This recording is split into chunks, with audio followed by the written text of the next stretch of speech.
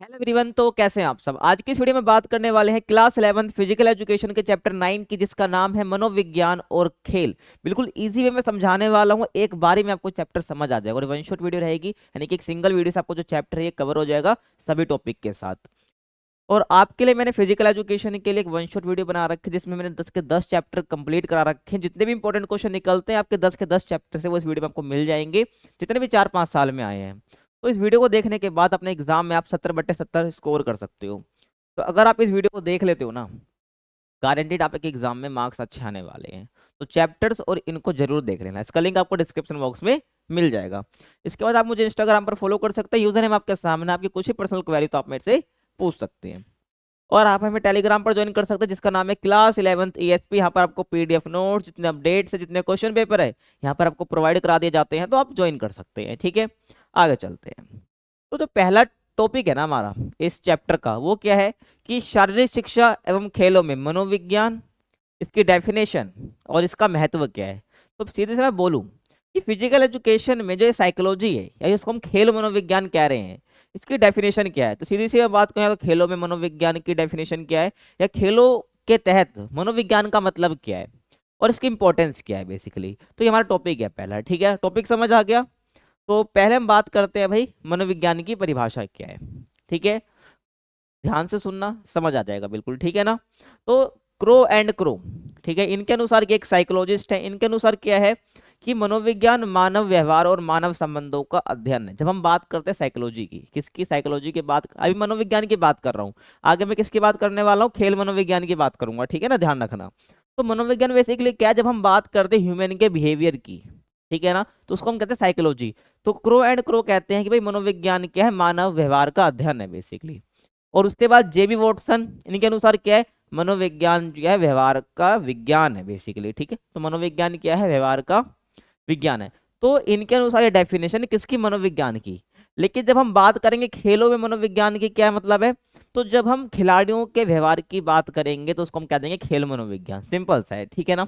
देखो, खेल मनोविज्ञान क्या है, मनोविज्ञान की वह शाखा है, नहीं वो ब्रांच जो प्रतियोगिता से पहले, प्रतियोगिता के दौरान और प्रतियोगिता के बाद क्या होता है भाई, खिलाड़ी के व्यवहार का अध्ययन। मतलब कि एक प्रतियोगिता यानी कंपटीशन से पहले क्या उसका बिहेवियर है, उसके दौरान क्या है, और प्रतियोगिता होने के बाद क्या उसका बिहेवियर है। जब इसका अध्ययन करना होता है तो उसको हम क्या बोलते हैं, खेल मनोविज्ञान बोलते हैं। समझ आ गया भाई, मनोविज्ञान और खेल मनोविज्ञान। ठीक है, समझ आ गया। अब आगे मैं बात करूं इसके महत्व की, कि शारीरिक शिक्षा और खेल कूद में इसका क्या महत्व है। ठीक है, काफी इंपॉर्टेंट क्वेश्चन है ये, हर बार आपके एग्जाम में आता ही आता है। तो पहला क्या होता है ना कि भाई प्रदर्शन में सुधार। क्या बोला मैंने, प्रदर्शन में सुधार। अगर हम किसी के व्यवहार को जान जाएंगे, किसी खिलाड़ी के, तो उसके प्रदर्शन को हम क्या कर सकते हैं भाई, बेटर कर सकते हैं, अच्छा कर सकते हैं, इंप्रूवमेंट कर सकते हैं। कैसे, कि जब भाई एथलीट या खिलाड़ी है, उनका आत्मविश्वास बढ़ाने, ठीक है, और सर्वश्रेष्ठ प्रदर्शन करने में मदद करता है। क्या बोला मैंने, जो खेल मनोविज्ञान है ना, वो एथलीट और खिलाड़ियों को उनका आत्मविश्वास बढ़ाने।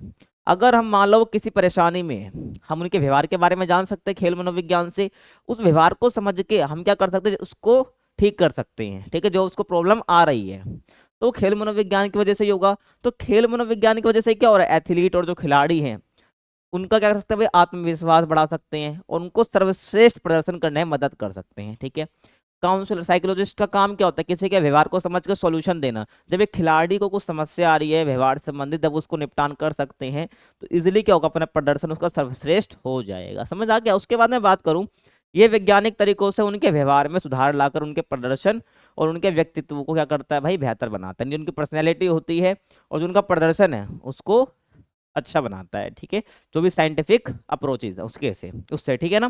तो ये क्या हो जाएगा भाई, पहला महत्व कि प्रदर्शन में सुधार करता है। आगे मैं बात करूं उसके बाद प्रेरणा और प्रतिक्रिया, यानी कि जो खेल मनोविज्ञान है ना, उससे क्या है उचित प्रेरणा, उसको इंस्पिरेशन हम दे सकते हैं। किससे, खेल मनोविज्ञान के जरिए क्या एक खिलाड़ी, एक एथलीट को हम क्या कर सकते हैं भाई, एक प्रेरणा दे सकते हैं। ठीक है, फिर उससे क्या उसकी प्रतिक्रिया बदलेगी। तो ध्यान रखना, तो प्रेरणा और प्रतिक्रिया भी क्या है, इसकी इंपॉर्टेंस हो जाएगी। तो उचित प्रेरणा और प्रतिक्रिया खिलाड़ियों के प्रदर्शन को बढ़ाने में क्या करती है, मदद करती है। ठीक है भाई, कि हम उसको क्या प्रेरणा दे रहे हैं, किस चीज की इंस्पिरेशन दे रहे हैं, वो खेल मनोविज्ञान के अंतर्गत ही आता है। ठीक है, और एक खिलाड़ियों को क्या करता है भाई, उनके परामर्श देती है। ठीक है, मतलब कि जो आपका खेल मनोविज्ञान है बेसिकली क्या करता है, ये खिलाड़ियों को परामर्श देता है, यानी सलाह देती है। ठीक है, खेल मनोविज्ञान के अंदर हम क्या करते हैं भाई, उनके व्यवहार को जानते हैं, उनको सलाह देते हैं, उनको परामर्श देते हैं। ठीक है, ताकि वो अपना प्रदर्शन कैसे सुधार सकते हैं। ठीक है, और ये खेल मनोविज्ञान के निर्देशन में किया जाता है। तो खेल मनोविज्ञान की जब मैं बात कर रहा हूँ ना, बेसिकली उनको इंस्पिरेशन, उनके व्यवहार को समझना है, उनको सलाह देनी यानी परामर्श देना है। तो ये सब कैसे हो पाता है, ये खेल मनोविज्ञान की वजह से ही होता है। तो उचित प्रेरणा और प्रतिक्रिया भी क्या आ जाएगा, उसका इंपॉर्टेंस में आ जाएगा। ठीक है, समझ आ गया। आगे चले, अच्छे खिलाड़ियों के चुनाव में सहायक। अब मान लो कि भाई एक गेम है, एक स्पोर्ट है, उसके लिए हमें कैसे खिलाड़ी चाहिए। ठीक है, अब उस खिलाड़ी के लिए उनका व्यवहार ऐसा होना चाहिए बेसिकली। तो व्यवहार हम जानते हैं खेल मनोविज्ञान से। तो क्या कर सकता है भाई, जो अच्छे खिलाड़ियों के चुनाव में सहायक, जब हमें अच्छे खिलाड़ी चुनने हैं किसी स्पोर्ट्स के लिए, तो उसके लिए भी खेल मनोविज्ञान काफी मददगार साबित होता है। क्योंकि खेल मनोविज्ञान से हम खिलाड़ी के व्यवहार को जान सकते हैं, और व्यवहार को जानकर ही हम कर सकते हैं हम उस खेल के लिए वो सही बैठेगा या नहीं बैठेगा, तो वो हम चुनाव कर सकते हैं बेसिकली। ठीक है, तो खेल मनोविज्ञान क्या है भाई, प्रशिक्षकों को अच्छे खिलाड़ियों के चुनाव में मदद करता है। ठीक है, जो प्रशिक्षक है, जो ट्रेनर है, जो कोच आप कह सकते हो, तो उसको अच्छे खिलाड़ी चाहिए, तो खेल मनोविज्ञान उसकी मदद कर सकता है। ठीक है ना, और इससे क्या होता है भाई, जो खेल मनोविज्ञान से उन्हें खिलाड़ियों के व्यवहार को समझने में और उनके प्रशिक्षण को बेहतर बनाने में सहायता मिलती है। अब क्या हुआ भाई, देखो भाई उन्होंने क्या कर लिया, जो प्रशिक्षक है खेल मनोविज्ञान की मदद से उन्होंने खिलाड़ी चुन लिए। अब उनके व्यवहार को समझ के, किससे समझेंगे, खेल मनोविज्ञान से समझेंगे। समझ के क्या कर सकते हैं भाई, उनके प्रशिक्षण को और बेहतर बनाने में मदद करता है, मतलब जो उनकी ट्रेनिंग है वो उसको और बेहतर बना सकते हैं, क्योंकि उनके व्यवहार को समझ के ट्रेनिंग में कुछ इंप्लीमेंट कर सकते हैं, ट्रेनिंग में कुछ सुधार कर सकते हैं। उसी के अनुसार क्या, जो बच्चे का जैसा व्यवहार है उस खिलाड़ी का, ठीक है ना, उसी के अनुसार उसको ट्रेनिंग दी जाएगी। तो अच्छे खिलाड़ी के चुनाव में से एक, और इसी से एक हेडिंग आप बना सकते हो, प्रशिक्षण को बेहतर बनाने में मदद करती है क्या भाई, खेल मनोविज्ञान। ठीक है, इसी से आप दो हेडिंग भी बना सकते हो। समझ आ गया। आगे हम चलते हैं, अगला जो टॉपिक आपका आता है कि विकास की विभिन्न अवस्थाओं में विकास संबंधी विशेषताएं बताइए। आप भी पहले छोटे थे, फिर बड़े हुए हैं, फिर आप किशोरावस्था में आए हैं, फिर आप आगे आप आपकी जो एज है वो और होते जाएगी। तो आप क्या हो रहा है भाई, ये विकास की विभिन्न अवस्थाएं हैं, और हर अवस्था की कुछ ना कुछ कैरेक्टरिस्टिक्स होती है, यानी विशेषताएं आपकी होती है। तो यही आपसे पूछा है कि विकास की विभिन्न जो अवस्थाएं होती हैं उसमें क्या क्या उसकी विशेषताएं होती है, यानी बचपन, आप बचपन वाली अवस्था में तो उस टाइम की क्या क्या विशेषता होती है। तो आपसे यही टॉपिक आपका है, आपको समझ आ गया होगा, है ना। तो जो पहली अवस्था होती है, आप जैसे आपको मैं सामने दिख रहा हूँ, या जिस हालत में भी आप हो, डायरेक्ट ऐसे तो आप आए ही नहीं हो, पहले बच्चे ही थे, तो उसको हम क्या बोलते हैं, शिशु अवस्था बोलते हैं ना, यानी कि शैशवावस्था भी इसको हम बोल देते हैं। तो अगर हम शैशवावस्था की बात करें, तो इसमें आता है भाई जन्म से लेकर 5 वर्ष तक। ठीक है भाई, अगर मैं बोल रहा हूँ शिशु अवस्था, यानी कि 0 से लेकर भाई, या कह लो जन्म से लेकर 5 वर्ष तक, तो हम बोलते हैं शिशु अवस्था। ठीक है भाई, समझ आ गया। और इसमें क्या होता है भाई, शारीरिक विकास की पहले मैं बात करूं, तो शारीरिक वृद्धि आकार और वजन में तेजी से होता है। मतलब कि शारीरिक वृद्धि की मैं बात करूं किस कंटेक्स्ट में, साइज में, किस में भाई, साइज में बात करूं, और वजन में बात करूं, यानी कि वेट में बात करूं। ठीक है, तो इस कंटेक्स्ट में क्या होता है भाई, शारीरिक वृद्धि होती है। शारीरिक विकास की बात करेंगे तो इस टाइम पे क्या होता है भाई, वजन और जो आपका साइज है उसमें हमें वृद्धि देखने को मिलती है शारीरिक विकास के अंदर, किसमें, शिशु अवस्था के अंदर। ये विशेषताएं हैं, ठीक है ना, हमें टॉपिक में यही बोला है कि विकास अवस्थाओं की विशेषता बताओ बेसिकली, तो शारीरिक विकास की ये विशेषता हो जाएगी। और आगे मैं बात करूं बौद्धिक विकास की, तो शैशव अवस्था या शैशव काल, यानी 0 से 5 साल का जो है ना, जन्म से लेकर 5 साल तक का, तो इसमें बच्चा सिर्फ क्या करता है, उन्हीं वस्तुओं में इंटरेस्ट रखता है जिसमें उसकी भूख या भोजन की तत्कालिक आवश्यकताओं को पूरा करती है। मतलब कि उसका इंटरेस्ट काफी सीमित है। कहाँ तक है भाई, जो उसकी जो नीड है ना, उस टाइम पे उसकी नीड क्या होगी, उसकी भूख की या उसकी भोजन की, जो तत्कालिक उस टाइम की जो उसकी नीड है ना, उसको पूरा करती हो, वही क्या हो जाएगी, उसकी रुचि वाली चीज हो जाएगी। ठीक है, आज के टाइम की बात करो तो भाई हमारा इंटरेस्ट तो बहुत चीजों में है ना, लेकिन जब बचपन की बात आती है ना, शैशवावस्था की बात आती है, उसका मतलब बच्चा जो है उसका बौद्धिक विकास इतना नहीं हुआ है। ठीक है, बौद्धिक विकास उसका यहीं तक है कि उसको इसी में इंटरेस्ट आएगा जो उसकी उस टाइम की जो नीड है, जो कि भूख है बेसिकली। ठीक है, और कुछ बच्चों को पता ही नहीं है, तो उसको उसकी उसमें रुचि रहेगी, वो उस चीज को देख के हंसेगा, खेलेगा, रोएगा, जिसमें उसका इंटरेस्ट है। उस टाइम की बता रहा हूँ, है ना, 0 से लेकर 5 वर्ष तक का जो बच्चा है। तो समझ आ गया। और 2 से 3 वर्ष की आयु में, 0 से लेकर 5 तक की बात कर रहे हैं, मतलब जब पैदा ही हुआ है तो 5 साल तक की बात कर रहे हैं। तो 2 से 3 वर्ष की आयु में वो छोटे छोटे वाक्य बोलने लगता है और सीखने लग जाता है। देखा, जब हम 2 से 3 साल में आता है तो कैसे माँ बाप उनसे बुलवाते हैं पापा मम्मी, तो ऐसे कर करके अलग अलग वर्ड बुलवाते हैं, समझ रहे हो ना। तो छोटे छोटे वाक्य इस टाइम पे वो बोलने लग जाता है 2 से 3 वर्ष की आयु में। कोई बौद्धिक विकास की बात कर रहे हैं। बौद्धिक विकास क्या होता है? जो आपका माइंड से जुड़ा होता है, ठीक है, ध्यान रखना, आपके दिमाग से जुड़ा होता है। और 5 वर्ष की आयु में वो सोचना शुरू कर देता है और खेलने में गहरी रुचि लेता है। आपने देखा होगा जब बच्चा 2-3 साल का होता है फिर वो थोड़ा वो बोलना स्टार्ट कराते हैं, जैसे जैसे और बड़ा होता है, जब 5 वर्ष की आयु तक वो आता है तो उस एज में वो थोड़ा अलग अलग इंटरेस्ट लेने लग जाता है, यानी कि उसके खेलने में रुचि ज्यादा होने लग जाती है। समझ आ गया? और वो इस टाइम पे थिंकिंग चालू कर देता है। कुछ भी उससे आप पूछोगे ना वो डायरेक्ट नहीं बोलेगा, पहले थोड़ा सोचेगा फिर बोलेगा, यानी कि थोड़ी थोड़ा वो सोचना स्टार्ट कर देता है और खेलने में उसकी गहरी रुचि हो जाती है।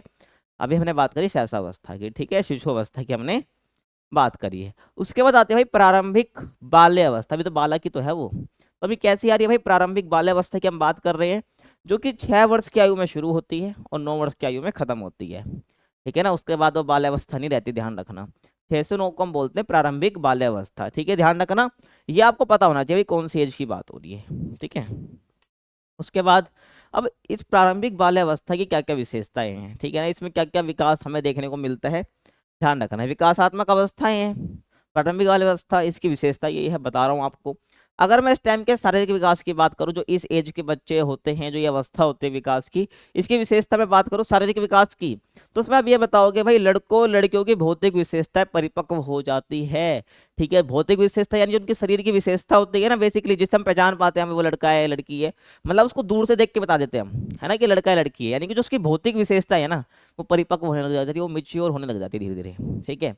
और बौद्धिक विकास की बात करूं तो इस अवस्था में जो कि हमारी कौन सी चल रही है, प्रारंभिक बाल अवस्था चल रही है, इसमें मानसिक स्तर का भी विकास होता है।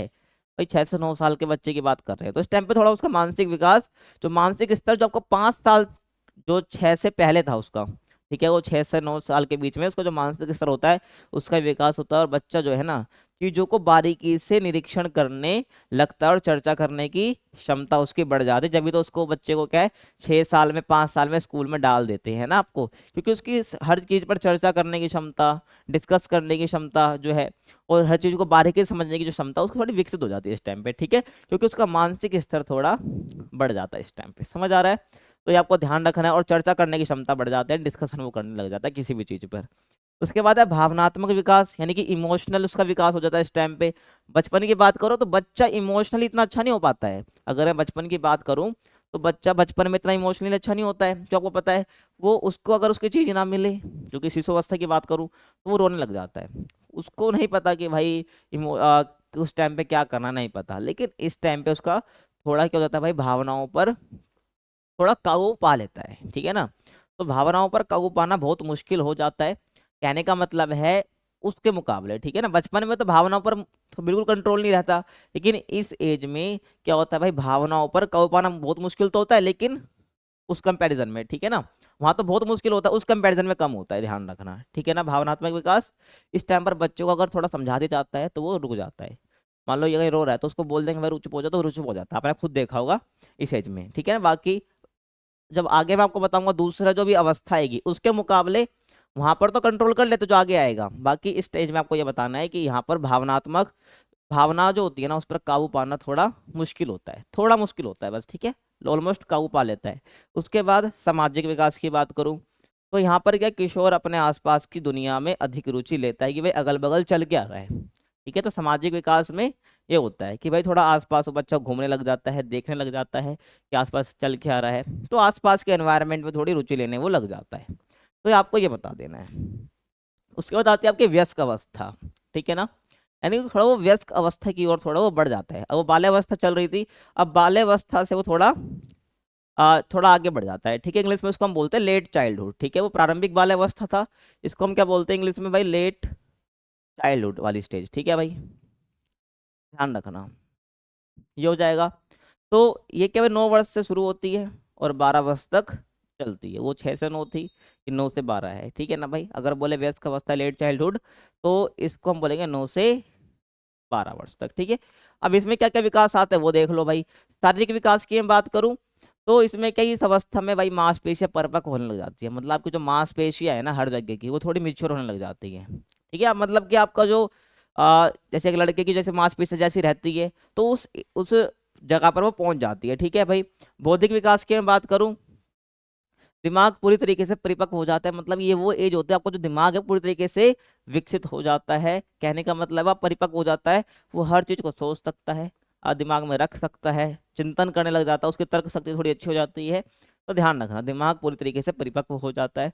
उसके बाद है भावनात्मक विकास। इस अवस्था में भावनाओं पर बहुत अधिक नियंत्रण होता है। ठीक है ना।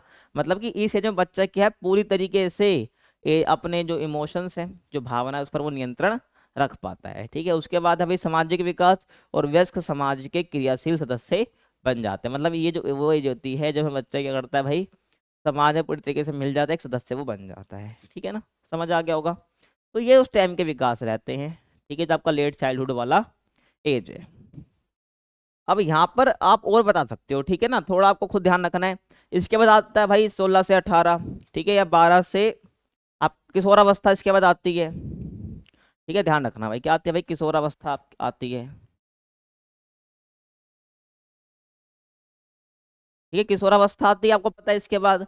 और किशोरावस्था के बाद आता है, सब आप लिखो किशोरावस्था के बाद, आप लिखोगे कि भाई किशोरावस्था के बाद। ठीक है। किशोरावस्था के बाद। ठीक है। वो जो आगे की एज चलती है 18 के बाद, ठीक है, वो किशोरावस्था के बाद की एज आ जाएगी।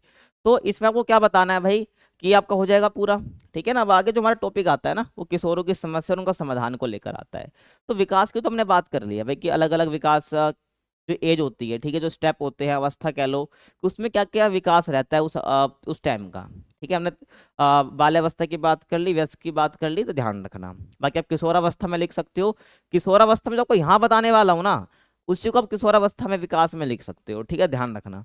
तो अगला जो आपका टॉपिक आता है ना भाई, वो ये किशोरों की समस्या और उनका समाधान, तो उसकी हम बात करने वाले हैं।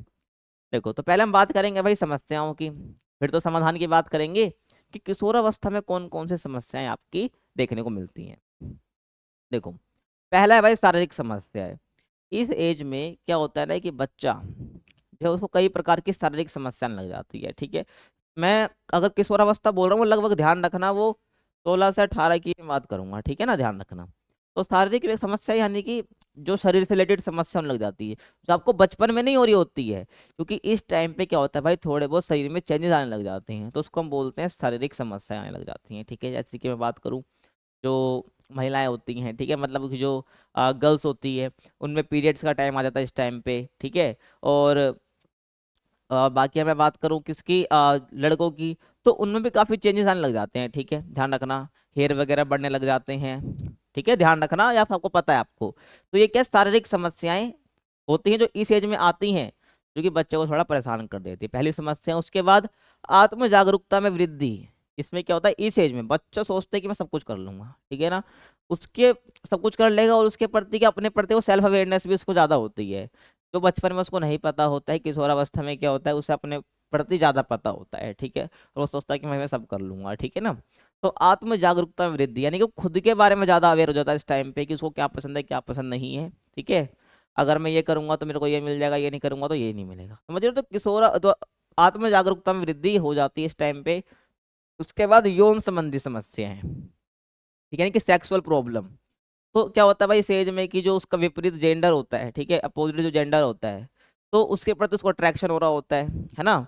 तो ये क्या होती है भाई, यौन संबंधी समस्या इसको हम बोलते हैं। ठीक है। ध्यान रखना। तो इस एज में यौन संबंधी समस्याएं भी होने लग जाती हैं। और उसके बाद मित्र मंडली के साथ संबंध, इस एज में बच्चा बहुत सारे दोस्त बना रहा होता है, यानी कि वो जो मित्र मंडली में घुस जाता है। ठीक है। उसके 10 10 20 20 दोस्त हो रहे होते हैं, तो उसको पता नहीं होता कि भाई दोस्त कौन से सही है कौन से नहीं है, बट वो दोस्त इस टाइम में बहुत बना रहा होता है। तो मित्र मंडली के साथ उसके संबंध रह रहे होते हैं इस एज में। उसके बाद किशोरावस्था में लापरवाही, ये भी एक समस्या है। इस एज में क्या होता है, बच्चा कुछ गलत कदम उठा लेता है, जिसको हम लापरवाही बोल देते हैं। तो किशोरावस्था में लापरवाही भी एक बहुत बड़ी समस्या है। ध्यान रखना। तो ये कुछ समस्याएं हैं जो आपको पता होनी चाहिए, जो कि हमें देखने को मिलती है इस एज में। ठीक है। और टॉप पे क्या रहेगी भाई, शारीरिक समस्या रहेगी, ये रहती है, ये रहती है, और ये रहती है। समझ आ रहा है आपको। और आगे मैं बात करूं करियर के चुनाव में समस्या, बहुत सारी बता दूंगा आपको, जो अच्छे लगे वो लिख लेना। ठीक है। करियर के चुनाव में समस्या, अब ये वो एज आ जाती है जब बच्चे को टेंशन होने लग जाती है वो करेगा क्या। मतलब कि उसका करियर क्या होगा, ठीक है ना। अगर जो करियर को लेकर टेंशन में होगा तो सोचेगा भाई कि भाई करियर का, मेरा करियर क्या होगा, तो करियर के चुनाव में उसको समस्या होने लग जाती है। ध्यान रखना, ये सबसे बड़ी प्रॉब्लम रहती है। आप इसी एज के बच्चे हो, आपको पता होगा कि भाई इस टाइम पे आपको सोचते हो कि भाई मुझे ये करना है वो करना है, तो एक बहुत दिमाग में टेंशन रहती है। तो ये भी एक समस्या है। उसके बाद निर्भरता, आत्मनिर्भरता, आप खुद पे भी निर्भर रहते हो और किसी पे डिपेंडेंट भी रह जाते हो। तो ये निर्भरता, आत्मनिर्भरता वाली समस्या भी आपको देखने को मिलती है। उसके बाद आता है भाई आपकी जो समस्या आती है आदर्शवाद, और आदर्शवाद बनाम यथार्थवाद। ठीक है, आदर्शवाद यथार्थवाद क्या है ये, देखो आप सोचते हो यार कि भाई मैं तो ये कर लूंगा और मेरे को ये मिल जाएगा इतनी एज तक। ध्यान रखना, मतलब कि वो सपने देख रहा होता है, ठीक है, लेकिन जब वो उसको पता चलता है कि ये तो पूरा होएगा ही नहीं, ठीक है, क्योंकि जो वो कर रहा है उसके लिए वो मेहनत नहीं करेगा, ठीक है, तो उसको आदर्शवाद, मतलब वो सोच रहा है कि हाँ मैं ये चीज कर लूंगा, ये हो जाएगा, बट उसके लिए वो एक्शन नहीं ले रहा है, तो उसको हम बोल रहे हैं आदर्शवाद। बट जब वो उस एज में आ जाएगा, वो सोचता है कि हाँ इतने टाइम तक मैं कर लूंगा, तो उसके बाद क्या होगा भाई, जब उसको वो चीज़ नहीं मिलेगी तो उसके मुंह पे क्या है, जो सच्चाई है, जो रियलिटी है, वो तमाचा मारती है, यानी कि यथार्थवाद है, ठीक है ना। कि उसने जो सोचा था, यानी जो आदर्शवाद वो सोच के चल रहा था वो नहीं हुआ, यानी कि जब वास्तविकता उसके सामने आ जाती है इस टाइम पे, ठीक है, तो इस टाइम पे वो आदर्शवाद बनाम यथार्थवाद की प्रॉब्लम में फंस जाता है। जो सोचता है वैसा वो होता नहीं, क्योंकि उसकी वास्तविकता कुछ और होती है, यथार्थवाद उसका कुछ और ही होता है। ध्यान रखना, ठीक है, तो ये भी समस्या रहती है। वो अपने ही मजे में घूम रहा होता है, उसकी अपनी एक दुनिया चल रही होती है सपने में, तो वो एक अलग चीज हो जाएगी, है ना। उसके बाद है नशाखोरी। तो इस एज में बच्चा कि भाई नशाखोरी करने लग जाता है। छोटे छोटे बच्चे, छोटे छोटे कहने का मतलब है किशोरावस्था वाले बच्चे क्या करते हैं भाई, नशे कर रहे होते हैं, स्मोकिंग कर रहे होते हैं। आपने खुद देखा होगा, है ना, आज के टाइम पे जब आप निकलते हो आसपास, तो आप खुद देखते होगे भाई बच्चे सिगरेट पी रहे होते हैं, ठीक है, मतलब कि स्मोकिंग वगैरह कर रहे होते हैं। तो नशाखोरी एक बहुत बड़ी समस्या है इस एज में, बच्चा गलत दिशा में मुड़ जाता है, ठीक है, नशाखोरी करने लग जाता है। उसके बाद भावनात्मक समस्या, उसको इस टाइम पे काफी इमोशन से रिलेटेड प्रॉब्लम आने लग जाती है, ठीक है, वो डिप्रेशन में चले जाता है भाई, या तो खुशी खुश हो रहा होता है, दुखी हो रहा होता है। कहने का मतलब है भाई भावनात्मक समस्या इस एज में बहुत आ रही होती है। अगर आप भी ये सब महसूस करते हो ना, तो कमेंट में बताना क्या ये समस्या तो हमारे साथ भी आ रही है, क्योंकि आप भी किशोरावस्था में हो, ध्यान रखना। ये हो जाएगा, समझ आ गया। तो ये क्या है, कुछ समस्याएं हैं जो किशोरावस्था में आती हैं। उसके बाद क्या है, किशोरों की समस्या जो है ना, इसके उपाय क्या है। देखो हर समस्या का समाधान तो होता ही है, तो किशोरों की समस्या है ना, उसका समाधान क्या हो सकता है, ठीक है। तो देखो पहला क्या है, सहानुभूति और स्वतंत्रतापूर्ण व्यवहार।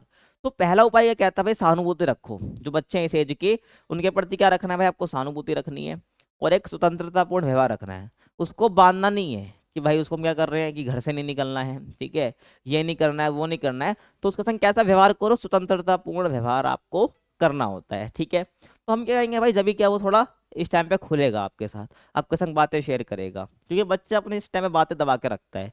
तो हमें क्या करना है, पहला उपाय क्या है, सहानुभूति और स्वतंत्रतापूर्ण व्यवहार, मतलब कि उसके प्रति एक एग्रेशन है दिखाना, एक मदद वाला व्यवहार रखना है, ठीक है, इसको हम बोलते हैं सहानुभूति और स्वतंत्रतापूर्ण व्यवहार। तो उसमें आप ये लिखोगे भाई, जो माता पिता को किशोरों के बदलते व्यवहार, क्योंकि वो एज होती है भाई ये वाली जिसमें व्यवहार बदल रहे होते हैं, तो बदलते व्यवहार के कारण चिंतित होने के बजाय कि भाई चिंता में मत पड़ो, उसको समझो क्या क्या हो क्या रहा है उसके साथ, तो चिंतित होने के बजाय उनके साथ सहानुभूति और स्वतंत्रता प्रदान करने वाला व्यवहार करना चाहिए, ठीक है। और ये व्यवहार शारीरिक परिवर्तनों के कारण होने वाले तनाव को कम करने में मदद करता है, ठीक है। इस एज में जो बच्चे में शारीरिक रूप से परिवर्तन आ रहे हैं, जो उसको उसकी टेंशन हो रही है उस बच्चे को, जब आप एक स्वतंत्रतापूर्ण व्यवहार, उसको एक सहानुभूति वाला व्यवहार रखते हैं, बेटा कोई नहीं हो जाएगा ठीक, ठीक है, ऐसे वाला व्यवहार हम रखते हैं, तो इससे क्या होता है, जो उसको तनाव हो रहा होता है ना भाई, जो उसके परिवर्तन आ रहे होते हैं उसके शरीर में, उससे उसको तनाव में कम करने में मदद मिलती है, ध्यान रखना। तो सहानुभूति और स्वतंत्रतापूर्ण व्यवहार में आप ये बता दोगे। आगे मैं चलूं, दूसरा, घर और विद्यालय का स्वस्थ वातावरण। ये घर और विद्यालय का स्वस्थ वातावरण से मतलब है कि उसके आसपास जो डिस्टर्बिंग थिंग्स हैं, मतलब कि बाहर मान लो कि स्कूल के बाहर कुछ बेकार सी एक्टिविटीज हो रही हैं, ठीक है, कुछ बच्चे नशा करते हुए दिख रहे हैं, तो ये विद्यालय का स्वस्थ वातावरण नहीं है, ठीक है। घर में पता चल रहा है कि पापा ही, जो उसका उनका फादर है वही दारू पी रखे हैं, ठीक है, और वो, तो बच्चे का समझ रहे हो मैं क्या कहना चाह रहा हूँ। उनके घर में अगर ये हाल है, तो घर का स्वस्थ वातावरण नहीं कि बच्चा ये जो है जो उनका फादर वही ड्रिंक कर रहा है, तो बच्चा उनसे वही सीखेगा। तो उसकी समस्या का निदान कब होगा, जब उसका घर का और जो उसका स्कूल है, जो उसका विद्यालय है, वहाँ का वातावरण कैसा रहेगा, हेल्दी रहेगा, स्वस्थ रहेगा, तो इसकी समस्या खुद ही निपट जाएगी, ध्यान रखना। मैंने बोला नशाखोरी इस टाइम पे है एक, तो नशाखोरी कब छूटेगी, या नशाखोरी का शिकार वो कब नहीं होगा, जब हम ऐसा रखेंगे एरिया, ध्यान रखना भाई, क्योंकि बच्चा अपने एनवायरनमेंट से ही सीखता है, ध्यान रखना। उसका एनवायरनमेंट स्वस्थ होगा तो वो भी उस समस्या का शिकार वो नहीं होगा, ठीक है ना। तो घर और विद्यालय का स्वस्थ वातावरण, तो मैं ये बता सकती हूँ, अगर घर और विद्यालय का वातावरण स्वस्थ नहीं होगा तो किशोर अपने लक्ष्य से भाई भटक जाएगा, करना कुछ था पहुंच कहीं गया, ध्यान रखना। और गलत आदत जैसे कि भाई जुआ खेलना, नशा करना आदि का शिकार हो सकता है, ठीक है ना। तो ये सब नहीं होना चाहिए आसपास के वातावरण में। और किशोरों के शारीरिक और मानसिक विकास के लिए इन जगहों पर सकारात्मक वातावरण यानी कि पॉजिटिव एनवायरनमेंट सुनिश्चित करना बहुत जरूरी है। पॉजिटिव कब होगा? जब हम आसपास से जो अनयूजुअल थिंग है, मतलब जो होती नहीं है ना, वो हटा देंगे, ठीक है ना, ध्यान रखना। ये हो जाएगा। तो घर और विद्यालय का स्वस्थ वातावरण में आप ये लिख सकते हो। आगे हम बात करें नैतिक और धार्मिक शिक्षा, तो इस टाइम पे जो किशोरावस्था वाली एज है, जब बच्चों को नैतिक शिक्षा दी जानी चाहिए, थोड़ा उसको स्पिरिचुअलिटी की तरफ बढ़ाना चाहिए, धार्मिक शिक्षा देनी चाहिए, तो उससे उसका मन शांत होगा, ठीक है, और नैतिक जिम्मेदारी समझेगा। नैतिक व्यवहार क्या होता है उसको समझाना चाहिए इस टाइम पे, ठीक है, वो सब समझेगा। तो ये एक व्यक्ति समस्या से निपटने का तरीका होता है जो किशोरावस्था में आती है। तो घर पर क्या माता पिता और परिवार के जो बड़े बुजुर्ग हैं उनके द्वारा जो किशोर है ना, उनको नैतिक और धार्मिक शिक्षा दी जानी चाहिए। इससे क्या होता है, उनका व्यवहार, ठीक है, जो व्यवहार संबंधी समस्या है ना, उससे निदान किया जा सकता है जब उनको धार्मिक और नैतिक शिक्षा दी जाएगी। तो समझ आ गया, आगे चलते हैं।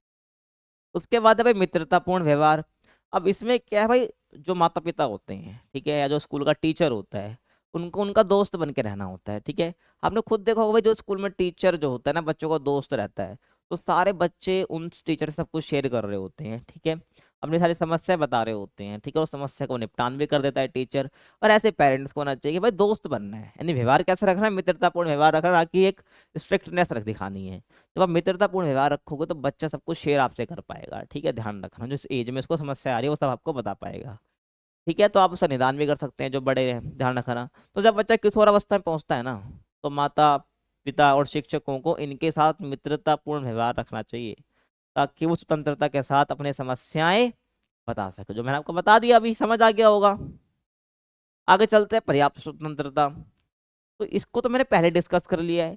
पर्याप्त स्वतंत्रता का मतलब है कि उसको भाई बांधे मत, उसको जो करना है ना करने दो। बट हाँ, जितने पेरेंट्स हैं ना उनको पता होना चाहिए कि उनका बच्चा कर क्या रहा है, बट ज्यादा बंदी से नहीं करनी है, बंदी से थोड़ी कम कर देनी है। तो यानी पर्याप्त स्वतंत्रता आपको देनी देनी है, ठीक है ना। तो किशोरों को अपनी भावनाएं और सुझाव व्यक्त करने के लिए, क्या उनके मन में चल रहा है, क्या उनकी फीलिंग्स हैं, क्या उनके सुझाव है, उसको व्यक्त करने के लिए आपको पर्याप्त स्वतंत्रता देनी चाहिए, ठीक है, ताकि वो एक्सप्लोर कर पाए हर चीज़ों को। और उन्हें अपने मित्रों का चुनाव, कि भाई उसको जो दोस्त बनाने हैं वो खुद चुन सके, है ना, मित्रों का चुनाव, और उनके साथ घूमने की स्वतंत्रता होनी चाहिए, ठीक है ना। लेकिन यहाँ पर लेकिन आ रहा है, ध्यान रखना। हालांकि जो माता पिता है ना, उनको अपने बच्चों के मित्र यानी कि उसके बच्चे के जो दोस्त है वो कैसे है, तो बच्चों के मित्र के बारे में पूरी जानकारी होनी चाहिए, हाँ। लेकिन क्या करना है भाई, उनको उन दोस्त चुनने दो। उसके बाद क्या करना है, अगर आपको उसके उनके जो दोस्त कैसे है उसकी जानकारी इकट्ठी कर लेनी है। उसके बाद अगर वो बेकार हैं तो आप अपने बच्चे को क्या बता सकते हैं कि भाई वो गलत है तो उससे दूर रहे। लेकिन जब वो खुद अपने दोस्त को चुन रहा है, आप बोल दे कि भाई इसके संग मत रहे, ठीक है ना, उसके बारे में आपको पता भी कुछ नहीं, वो सही बच्चा है गलत बच्चा, जिस जो आप दोस्त बन रहा है आपके बच्चे का, ठीक है ना, कहने का मतलब है जो इस एज में। तो ऐसे में क्या होगा भाई, वो आपसे चिढ़ जाएगा, जो ये बालक है जो किशोरावस्था वाला, वो चिढ़ जाएगा आपसे। तो कहने का मतलब है उसको क्या करने है भाई, स्वतंत्रता देनी है, ठीक है, ताकि अपने दोस्तों का चुनाव वो कर पाए, ठीक है, उनके वो घूम पाए अपने दोस्तों के साथ। बट जो पेरेंट्स हैं उनको पता होना चाहिए थोड़ी बहुत जानकारी के अपने कि जो बच्चों के मित्र के बारे में। तो पर्याप्त स्वतंत्रता देनी है इस एज में, तभी क्या वो समस्याओं से निकल पाएगा, ठीक है, ध्यान रखना, वो समस्याओं में नहीं फंसेगा। तो पर्याप्त स्वतंत्रता भी क्या है, एक तरीका हो जाएगा। उसके बाद आगे मैं बात करूं, ठीक है भाई, टीम सामंजस्य और खेल, ठीक है भाई। टीम सामंजस्य क्या होता है और खेल क्या होता है, एक टॉपिक है, ध्यान रखना भाई कि टीम सामंजस्य क्यों जरूरी है। पहले मतलब कहीं पता होना चाहिए भाई टीम सामंजस्य होता क्या है, तो उसकी हम बात करेंगे, फिर इसके महत्व की बात करेंगे। और टीम सामंजस्य जो होता है ना, जब टीम में काम करते हो ना भाई, ठीक है, और एक साथ सब कुछ काम कर रहे होते हो, ठीक है, किसी चीज को पाने के लिए, तो क्या आप कोऑर्डिनेशन बना के चल रहे हो टीम में, क्या कर रहे हो टीम में, एक दूसरे के साथ तालमेल बना रहे हो, कोऑर्डिनेशन बना रहे हो ताकि काम पूरा हो जाए, तो उसको टीम सामंजस्य बोलते हैं। अब ये किस किस पर इम्पैक्ट करता है, मतलब जो टीम सामंजस्य किन किन कारकों पर निर्धारित करता है कि टीम सामंजस्य बिगड़ सकता है मजबूत होगा, तो ये भी हम बात करेंगे। तो ठीक है, टॉपिक आपका अगला है, ध्यान रखना। तो अगर मैं बात करूं टीम सामंजस्य के अर्थ की, वैसे बता चुका हूं, तो अगर मैं बात करूं अल्बर्ट कैरोन, ठीक है ना, इनका क्या कहना है भाई टीम सामंजस्य को लेकर? ये कहते हैं कि एक गतिशील प्रक्रिया है।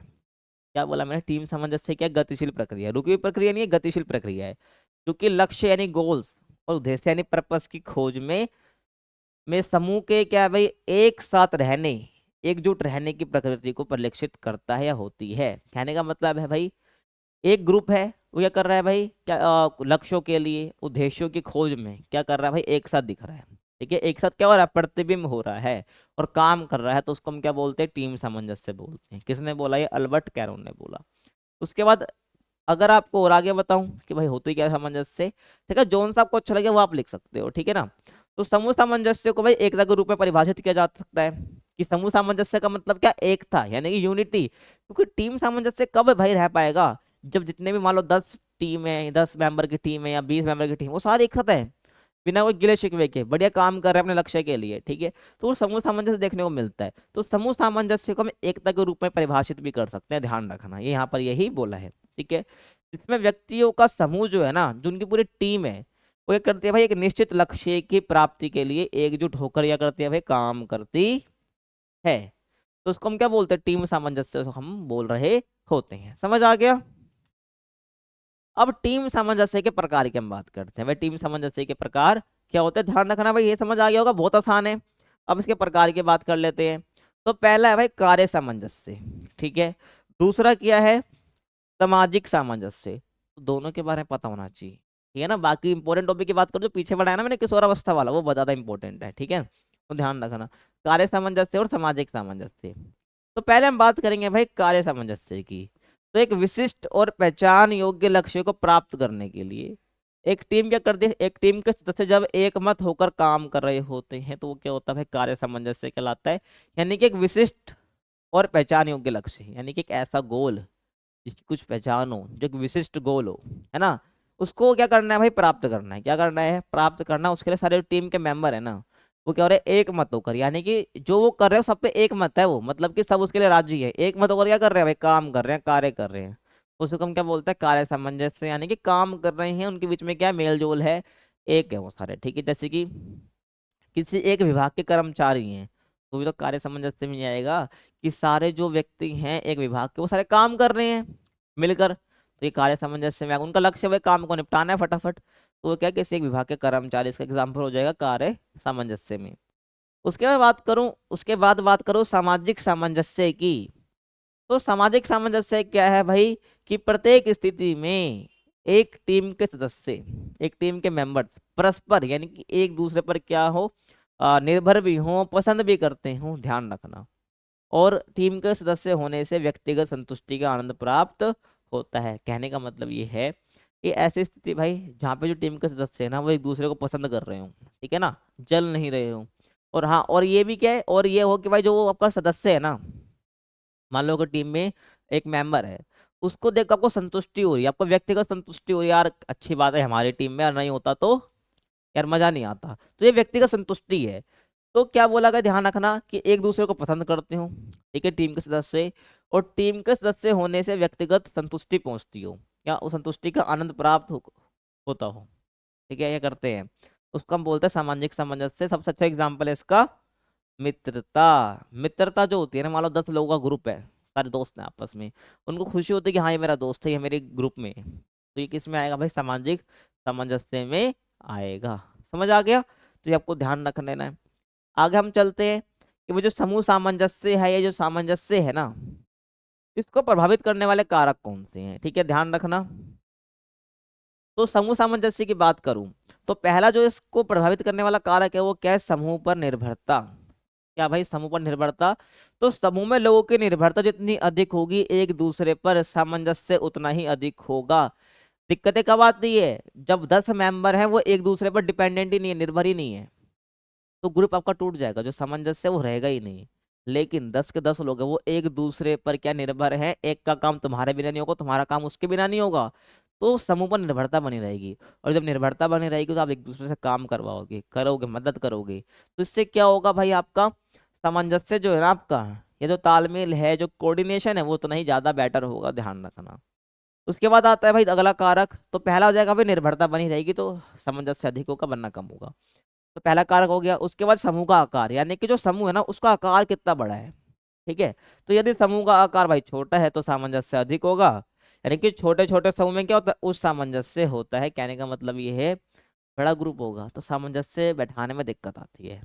जितना आकार छोटा होगा समूह का, ग्रुप का, उतने में क्या आएगा भाई, सामंजस्य यानी कि जो कोऑर्डिनेशन है, जो तालमेल है, वो अधिक देखने को मिलेगा उस समूह के अंदर। ठीक है, उस ग्रुप के अंदर। समझ आ रहा है? क्योंकि छोटे छोटे समूह में क्या होता है भाई, उस सामंजस्य होता है, तालमेल ज्यादा रहता है, लेकिन बड़े बड़े ग्रुप में दिक्कतें आती हैं, सामंजस्य कम होता है। तो समूह का आकार भी डिपेंड करता है भाई कि समूह का आकार कितना है। छोटी टीम है, बड़ी टीम है, ज्यादा लोग हैं इसमें काम कर रहे हैं एक साथ, तो ये डिसाइड करता है। ठीक है, ध्यान रखना। दूसरा हो गया। तीसरा क्या है भाई, सदस्यता की एक रूपता, यानी कि यदि समूह के जो लोग हैं ना, 10 लोग हैं, 20 लोग हैं, वो मैटर नहीं कर रहा है, जो लोग हैं वो क्या है भाई, पृष्ठ, उनकी जो पृष्ठभूमि है, उनका जो बैकग्राउंड है, उनकी जो इंटरेस्ट है यानी कि रुचि है, वो समान है, तो समूह की एकजुटता अधिक होगी। कहने का मतलब यहाँ पर समझो कि सदस्यता की एक रूपता क्या कहती है भाई, जो लोग है ना जो ग्रुप में, वो क्या है, उनकी सदस्यता भाई, जो मतलब कि उनका जो बैकग्राउंड है ना पीछे का, वो सबका सेम है, उनका कल्चर सेम है, उनके इंटरेस्ट सेम है, उनके लक्ष्य सेम है, उनके उद्देश्य सेम है, यानी कि सब कुछ सेम है भाई। तो क्या होगा, उनके बीच में एकजुटता बढ़ी रहेगी, क्योंकि उनको पता है ना मेरे को करना ही है, हम सबका एक ही गोल है, उसी पे काम करना है। वरना नहीं होता तो वो बट जाते, अलग हो जाते। तो सामंजस्य निर्भर करता है भाई किस पर, प्रभावित करने वाला कारक क्या हो जाएगा, सदस्य की एकजुटता, कि जो सदस्य उसमें एक रूपता, यानी कि जो सदस्य उसमें हैं वो कितने सिमिलर थिंकिंग है उन सब की, ये यानी कि कितने वो एक रूप है। ठीक है, तो ध्यान रखना भाई, ये क्या हो जाएगा, उतनी हमें सदस्यता, सॉरी एकजुटता जितनी अधिक होगी उतने हमें सामंजस्य देखने को मिलेगा। ये आपका हो जाएगा। उसके बाद है स्थिर सदस्यता। स्थिर सदस्यता क्या होती है भाई, कि अधिक सामंजस्य के लिए समूह में स्थिरता बनाए रखनी चाहिए, यानी कि जो स्टेबिलिटी है ना ग्रुप में, ये नहीं कि भाई बंदा जो है आज एक 10 मेंबर का ग्रुप है, एक कहीं छुट्टी पे चले गया, एक कहीं चले गया, मतलब कि एक हट गया कुछ दिनों के लिए, नहीं, स्थिरता बनी रहनी चाहिए ग्रुप में। क्या रहनी चाहिए भाई, स्थिर सदस्यता होनी चाहिए, ये नहीं कि वहां से आपका जो मेंबर है वो बदल रहा है या हट रहा है। कहने का मतलब ये है। तो स्थिर सदस्यता होनी चाहिए, यानी कि अधिक सामंजस्य के लिए क्या चाहिए, समूह में स्थिरता होनी चाहिए। ठीक है, स्टेबिलिटी होनी चाहिए, बदलाव भी होने चाहिए। क्या भाई टाइम के मेंबर आप बदलते ही जा रहे हो, बदलते ही जा रहे हो, तो दिक्कत आएगी। इसमें क्या भाई, सामंजस्य सामंजस्य में दिक्कतें खड़ी होंगी, क्योंकि आप कोई नया सदस्य लेके आओगे ना, तो भाई उसको आपके ग्रुप में रहने में, अडेप्ट करने में दिक्कतें आएगी, बहुत टाइम लगेगा, तो सामंजस्य में परेशानी आएगी। लेकिन जितने अधिक समूह में स्थिरता होगी उतना ही क्या होगा, आपका सामंजस्य अधिक देखने को मिलेगा। समझ आ रहा है? उसके बाद भाई समूह का स्थान। ठीक है, कि भाई जो समूह का स्थान है ना, वो अनुकूल और पहुंच योग्य हो, मतलब कि जो ग्रुप का स्थान है, जो प्लेस है ना, वो कैसा हो भाई, अनुकूल है, मतलब कि अडेप्ट करने लायक हो, और पहुंच योग्य मतलब कि वहां पर पहुंचा जा सके, तो भी सामंजस्य अधिक रहेगा। पता चल रहा है कि दो तो आप आ रहे हैं, तीसरा आने में इसको दिक्कतें हो रही हैं, तो भाई सामंजस्य आपका बिगड़ेगा ही बिगड़ेगा। समझ रहे हो ना? उसके बाद क्या आ जाएगा भाई, समूह की स्थिति। तो सफलता की कहानी हमेशा उस सामंजस्य की ओर ले जाती है, मतलब कि जो समूह की स्थिति है ना, वो कैसी है, उसमें लोग कैसे एक दूसरे को मोटिवेट कर रहे हैं, यानी कि समूह की स्थिति कैसी है, लोग मोटिवेट हैं या नहीं है, बस चले रहा है काम ऐसे ही। तो सफलता की जो कहानी है ना, हमेशा बेसिकली करती है उस सामंजस्य, ठीक है, उसकी ओर ले जाती है। उसके बाद है नेतृत्व, यानी कि लीडरशिप। यदि समूह का नेता गतिशील है ना, मतलब कि एक्टिव है, गतिशील है, तो सामंजस्य स्वतः ही अच्छा होगा। कहने का मतलब है खुद ब खुद जो सामंजस्य अच्छा होगा, जो लेता है, जो लीडरशिप जो कर रहा है ना उस ग्रुप की, अगर वो बढ़िया है, वो सक्रिय है, वो एक्टिव है, सारे काम अपने प्रॉपरली देख रहा है, तो हम कहेंगे कि हाँ भाई खुद ही जो है सामंजस्य वो खुद ही अच्छा हो जाएगा, जरूरत ही नहीं पड़ेगी बाकी सब, क्योंकि लीडर ही तो होगा, वो सब चीज देखेगा, सब कुछ मैनेज करेगा। ध्यान रखना, तो सामंजस्य ऑटोमेटिकली अच्छा होगा। समझ आ रहा है? तो ये क्या है भाई, कारक हैं जो कि क्या करते हैं हमें समूह सामंजस्य को प्रभावित करते हैं। समझ आ रहा है? अगला जो टॉपिक है आपका, कि मनोवैज्ञानिक विशेषता का परिचय। तो इसमें आपका आता क्या क्या है भाई, आपका अवधान आ जाएगा, लचीलापन आ जाएगा, और मानसिक दृढ़ता आपका आ जाएगा। समझ आ रहा है? मनोवैज्ञानिक विशेषता में क्या आती है भाई, अवधान। अवधान को हम ध्यान भी बोलते हैं। ठीक है, क्या बोलते हैं भाई, ध्यान भी बोल रहे होते हैं। लचीलापन यानी लचक हम बोलते हैं, बट उस लचक में चले जाना जो होती है भाई शरीर से रिलेटेड, ये लचीलापन और कुछ है। उसके बाद है मानसिक दृढ़ता, यानी कि डिटर्मिनेशन। किसकी? डिटर्मिनेशन किसका भाई, माइंड का। समझ आ रहा है? तो ये 3 विशेषता जो आपको पढ़नी है, एक पक्का आपको एग्जाम में देखने को मिलेगा यहाँ से, ठीक है। चाहे अवधान आ जाए, लचीलापन आ जाए, चाहे मानसिक दृढ़ता आ जाए, ध्यान रखना, ठीक है। तो पहले हम बात करते हैं अवधान की, या कह लो भाई ध्यान की, है ना। तो आपको पता होगा भाई ध्यान या अवधान क्या है। 10 चीज आपके सामने, लेकिन आपका फोकस एक ही पे है, आप एक ही को देख रहे हो, तो वो क्या आपका ध्यान है। तो ये वह प्रक्रिया, वो प्रोसेस होता है जिसके माध्यम से जो उत्तेजनाएं होती हैं, यानी जो सूचनाएं हैं, बहुत सारी सूचनाओं के समूह में से किसी एक उत्तेजना यानी कि सूचनाओं को चुना जाता है, या कह लो बहुत सारी इन्फॉर्मेशन आपके सामने है, आपके सामने बहुत सारी चीजें हैं, उस सब के पूरे समूह में से जो सूचनाओं का समूह है, कुछ भी आपके सामने है, पूरा जो ग्रुप कुछ भी है, उसमें से आप किसी एक चीज पर यानी कि उत्तेजना पर, एक सूचना पर क्या कर रहे हैं भाई, आप उसको देख रहे हैं, ठीक है, आपने उसको चुना है ना। तो बहुत सारी सूचनाओं में से अभी आप किसी एक को चुन रहे हैं, उसे पर अपना ध्यान लगा, उस चीज को मतलब क्या कहते हैं, हम ध्यान लगाते हैं, ठीक है। ये सीधी सी मैं कहूँ तो 10 चीजों में से किसी एक को देखना, एक पर एक को ध्यान से देखना, उसको चुनना, ही क्या कहलाता है, आपका अवधान कहलाता है, ध्यान कहलाता है भाई, ठीक है। ध्यान रखना, तो ये डेफिनेशन हो जाएगा भाई कि ऐसा प्रोसेस जिसमें क्या होता है, उत्तेजना मतलब सूचनाओं, तो सूचनाओं के समूह में से किसी एक उत्तेजना यानी कि एक सूचनाओं को चुना जाता है। समझ आ रहा है?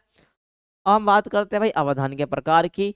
2 प्रकार होते हैं, एक होता है भाई आपका ऐच्छिक अवधान, और दूसरा आपका होता है, सॉरी, दूसरा आपका होता है अनैच्छिक अवधान, ठीक है ना। दो की हम बात कर रहे हैं। देखो, अगर ऐच्छिक अवधान की मैं बात करूं, तो ऐच्छिक अवधान में आप क्या बताओगे कि आपको खुद से ध्यान लगाना है। आप 10 चीजों में से, 10 सूचनाओं में से किसी एक सूचना को खुद चुन रहे हो, यानी कि खुद आप ध्यान लगा रहे हो, आपकी इच्छा से है, ठीक है। लेकिन जब अनैच्छिक की मैं बात कर रहा हूँ, तो वहां पर आपका मतलब आपका खुद आपकी इच्छा नहीं है, आपका ध्यान ऑटोमेटिकली वहां चले जा रहा है, आप उस चीज को खुद ही चुन ले रहे हो आसपास के एनवायरनमेंट से। समझ रहे हो? तो ऐच्छिक अनैच्छिक आपको समझ आ गया, बाकी आप यहाँ देख लेते हैं ना। तो ऐच्छिक अवधान क्या है, इस तरह के ध्यान में व्यक्ति की इच्छा या आवश्यकता की प्रधानता होती है, मतलब कि जो उसका मन है, जो उसकी इच्छा, जो उसकी विल पावर कह रही है, वो उसी को तो चुनेगा, उसी पर ध्यान लगाता है वो, ठीक है। तो इसको हम बोलते हैं ऐच्छिक अवधान। जैसे कि क्रिकेट में बैटर द्वारा गेंद पर प्रहार करना, भाई क्रिकेट खेल रहा है कोई बंदा, ठीक है ना, वो बॉल पर ध्यान वो लगा रहा है, तो उसी की तो इच्छा है, कोई थोड़ी बोल रहा है भाई बॉल पर ध्यान लगा, वो खुद लगाएगा तभी तो मार पाएगा भाई बैट से उस बॉल को। तो क्रिकेट में जो बैटर है ना, उसके द्वारा गेंद पर प्रहार करना, ठीक है ना, तो होता है ऐच्छिक अवधान, ठीक है ना। वो खुद उस गेंद को देख रहा है, उसकी खुद इच्छा है, तो गेंद पर प्रहार करना यानी कि ऐच्छिक अवधान। आगे मैं बात कर लो भाई, उसके बाद आपका अनैच्छिक अवधान। यहाँ पर आपकी इच्छा नहीं थी, बट फिर भी यार हो गया, है ना।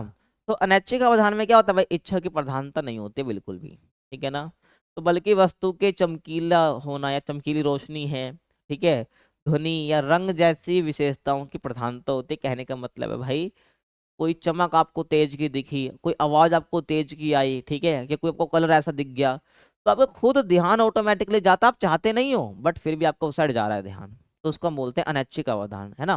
तो यहाँ पर आप क्या बताओगे भाई, तेज आवाज एग्जाम्पल में आप लिख दोगे, चमकीली रोशनी या रंग। तो ये कुछ एग्जाम्पल है जहाँ पर अनैच्छिक अवधान मतलब ये खुद हमारा ध्यान चले जाता है, तो उसको हम बोलते हैं अनैच्छिक अवधान। ये हमारी इच्छा की प्रधानता नहीं होती है, ये अनैच्छिक अवधान हो जाएगा, ठीक है, समझ आ गया। उसके बाद हम बात करते हैं भाई लचीलापन की, ठीक है, कि लचीलापन क्या है। यानी कि बदलती परिस्थितियों के अनुसार स्वयं को तैयार रखना और नकारात्मक भावनात्मक अनुभवों से वापस आने की दक्षता लचीलापन कहलाती है। लचीलापन बेसिकली क्या है कि आप क्या कर पा रहे हैं भाई, कि जैसी परिस्थिति आ रही है ना, उसके अनुसार आप ढल जा रहे हैं, या उसको आप अडेप्ट कर ले रहे हैं, ठीक है ना।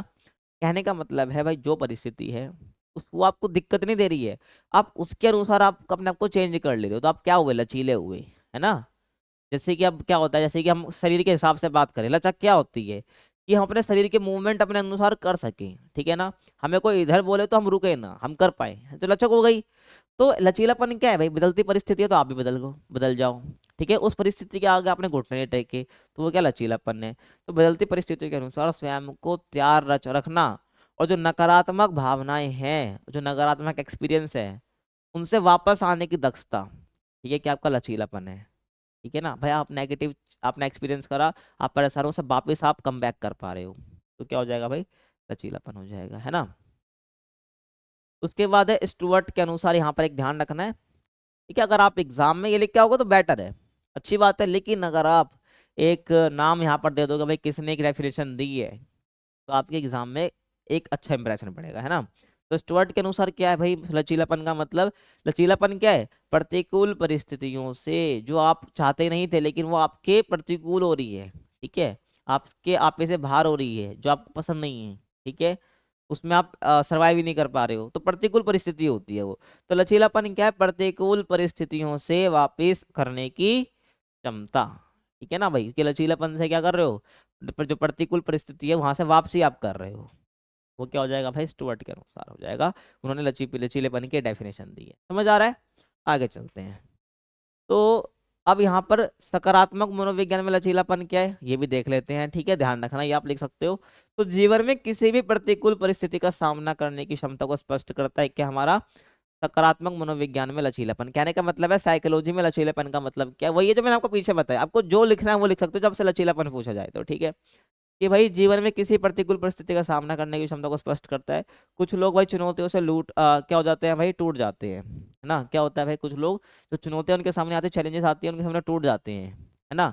लेकिन वो पहले की तुलना में अधिक दृढ़ व्यक्ति के रूप में लौटते हैं। कहने का मतलब है जब कुछ लोग क्या होते हैं, चुनौतियां आती है वो टूट जाती है, जो उनके हिसाब से नहीं चल रही होती हैं, ठीक है, कुछ गलत हो गया तो उसे बिल्कुल टूट जाते हैं। लेकिन जब वो वापस आ रहे होते हैं, अपनी वापसी कर रहे होते हैं, कम बैक कर रहे होते हैं, तो ऐसे में वो एक दृढ़ व्यक्ति, एक दृढ़ माइंड व्यक्ति बनकर वो निकलता है। अब अगर उसके सामने कुछ परेशानी आ जाएगी तो वो पहले से ज्यादा कठोर हो चुका है, वो उसके आगे दबेगा नहीं। कहने का मतलब ये लचीलापन जो कि हमें साइकोलॉजी, सकारात्मक साइकोलॉजी के अनुसार बताया जाता है, ठीक है। तो ये आपको ध्यान रख लेना है, ये हो जाएगा आपका। आगे मैं चलूँ, उसके बाद है मानसिक दृढ़ता, ठीक है, नहीं डिटर्मिनेशन इसको हम कह देते हैं। तो मानसिक दृढ़ता बेसिकली है क्या, कि आप क्या है मानसिक रूप से काफी डिटरमाइंड हो, जो आपने सोच लिया वो करना ही करना है, ठीक है। आपका मन जो है वो बदल नहीं रहा है, तो ये क्या मानसिक दृढ़ता आपकी दिखाती है। तो ये एक व्यक्तित्व की विशेषता है बेसिकली यार, आप किसी चीज अड़ गए तो अड़ गए, आपके माइंड ने कह दिया तो अब करना है तो करना है।